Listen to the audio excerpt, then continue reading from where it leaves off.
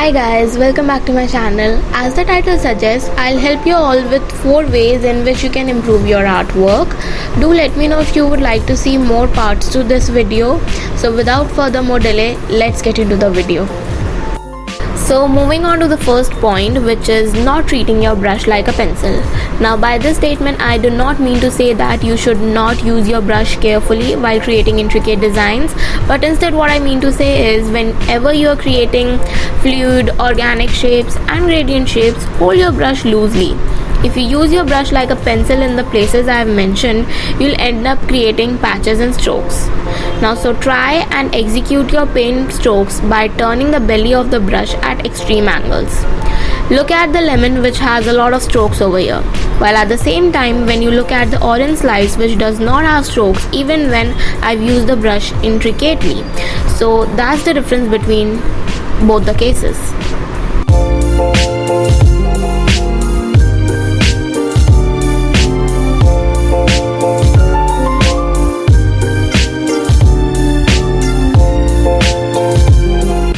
Moving on to the next point, which is to focus on the outline. A common mistake that we all make while learning is paying too much attention to the form within the lines of an object rather than looking at the line itself.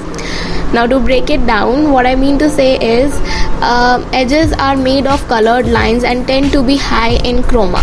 Instead of contouring the objects with black lines, try using something with medium to high chroma that is in monotone.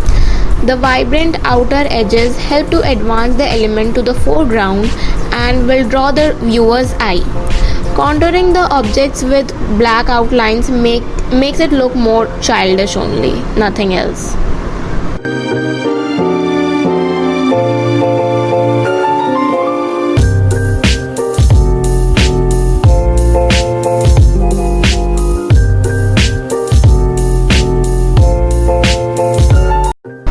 Now next thing is to use white paint sparingly. Most of the whites are made of the natural white as that of the paper. On occasions I use titanium white to highlight. Although it's light on the value scale, but its vibrancy is still low.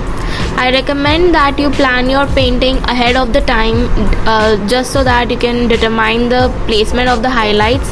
For example, the shine on the female's hair here is done using the grey tones, so it's not exactly the white that I've used to create shine.